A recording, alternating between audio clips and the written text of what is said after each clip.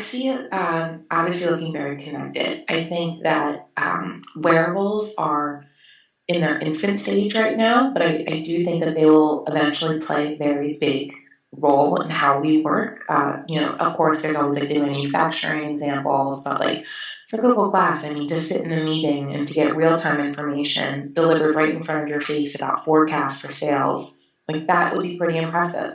Like I know even for like planning events, that kind of stuff could really come in handy just with delivering information. And I think that information will be delivered at a much quicker scale and people will be expected to keep up.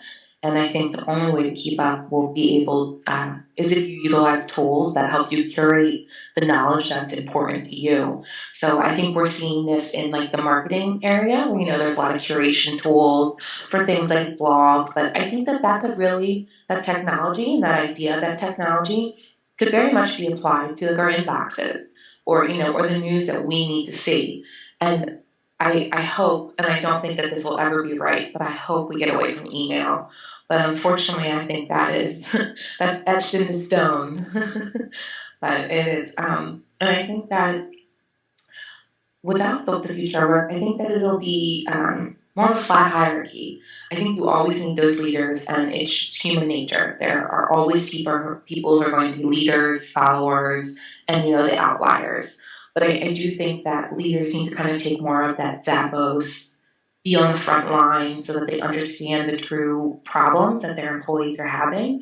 Because I think that understanding is going to be the only thing that'll keep employees happy. Is if they know that they're heard, and people are reasonable. They know not every one of their complaints is going to be acted on, but as long as they see some action of at least one of their peers, something being done by a leader, I think that will really resonate well. I think that's what a lot of startups do really well, and I think that big companies need to take a page out of that book.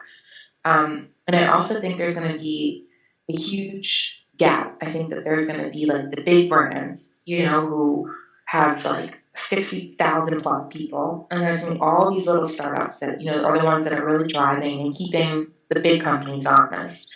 And I think we're seeing that now. We've got some mid-sized companies that are strong brands, but I do think it's gonna split. And I hope that the trend continues that talent and employees can demand things from companies like top healthcare, better benefits. Employees, you spend 40 hours plus of your life working for something. Like you should be getting something in return, whether it's your passion bucket being filled or your healthcare bucket being filled, or just making sure you're surrounded by really like-minded people who help you learn and help you push yourself to become a very good employee.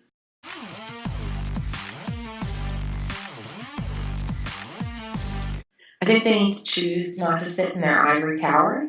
I think that really just walking around and getting to know some of their employees, and I'm not expecting them to know each one of the thousands of people that they have working for them, but just really instilling a positive experience in some of the employees that those employees can then share with their peers. That it comes back to being a brand ambassador. Employees that really like the company that they work for, they tell their friends about it.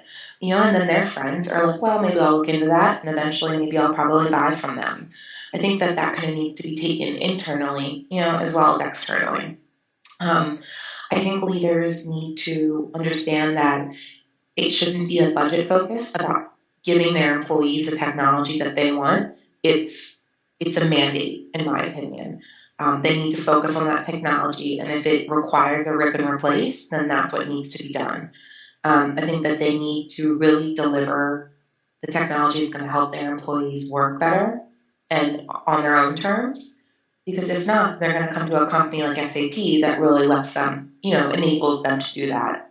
And I also think that they need to be educated, and not in a sense of like their degrees in that way, but they also need to know like what's going on in again the front lines. And I think that can also connect to my first point, that just by talking to people and knowing what's going on, it's hard. I mean, they've got demanding schedules, they're putting the customers first, but sometimes I think that it needs to come back to the employee, because happy employees also means happy customers. Happy customers means happy C-level. It's all one cycle. And I think there's a lot of challenges, and it's just kind of letting go of that I'm in control, and just realizing that when you hire the right people by creating that good culture, it's okay to let go, and it's okay to let maybe like a first line manager take the lead on a strategic project. If they're passionate about that strategic project, they'll spend more time on it. They'll be way more involved than someone who it just was given to because that's their title. So just letting go of the control, really. Those manual processes that bog us down in the day to day, the tracking of data that no one ever even looks at. It's pointless, in my opinion. It's a waste of time, and it not only is a waste of time, but it creates a negative feeling. Like, why am I wasting my time on this? I could be doing so many other bigger things. And I think that happiness also relates to doing bigger things. People throughout the ages, this isn't just a change being driven by technology. People want to add value, and not everyone can be the Mother Teresa's of the world, but they want to know in their day-to-day work they're spending 8 to 10 hours on something that will add value to someone else or themselves at the end of the day. And I think that's really what makes a great culture and happy employees. And I see this in my work. I do think that SAP does this really well, not to like toot our own horn, but and at least the teams that I've been very lucky to be a part of, I've been given that opportunity to say, you know what, no, I don't want to work on that. And I think that's really what it is, that I can say as a millennial, no. I can tell my boss, who's like a senior vice president, no, I don't think I want to work on that. I really want to spend my time on this because this is where I think that I have a very good understanding of, and I can add the most value here. So, and also keeping employees happy, and I keep coming back to culture because I think that that's really what drives people. It becomes that team effort. It's, I'm not doing this just for me. I'm doing this to advance this company and this company's culture. And when that's embedded in the work that people do, then they go home truly happy and they're excited to wake up at 8 a.m. and be at work by 8:15. It doesn't take me 15 minutes to get ready though. Mine's more like 6.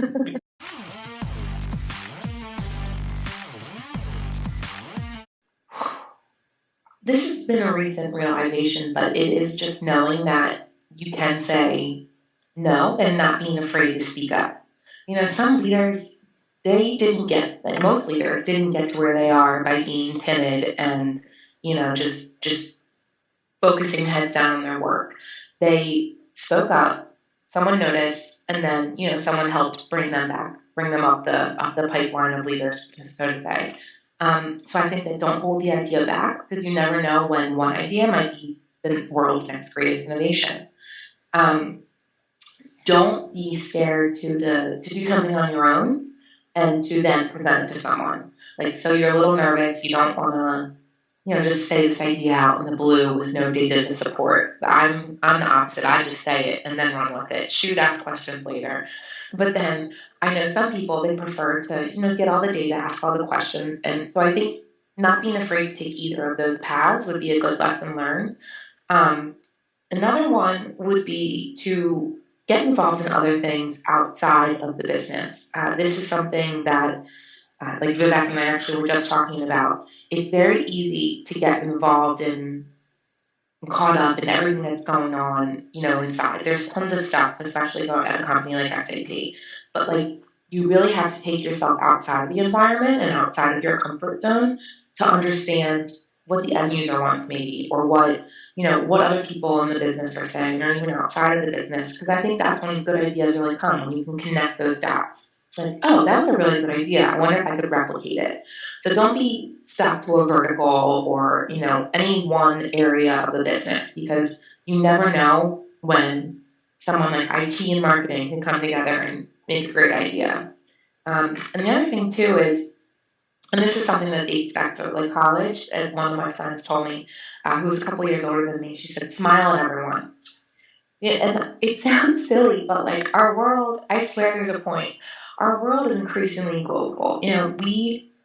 we sit, especially at SAP, with people from Asia, from India, I mean, from Africa, like all over the world. Don't disregard their background because again, you never know what ideas they have and how your idea could complement, and you could collaborate and then of course create the world's like next great innovation, like I mentioned. So those would be my three things. And the smile, I think, is the most important one. Wow.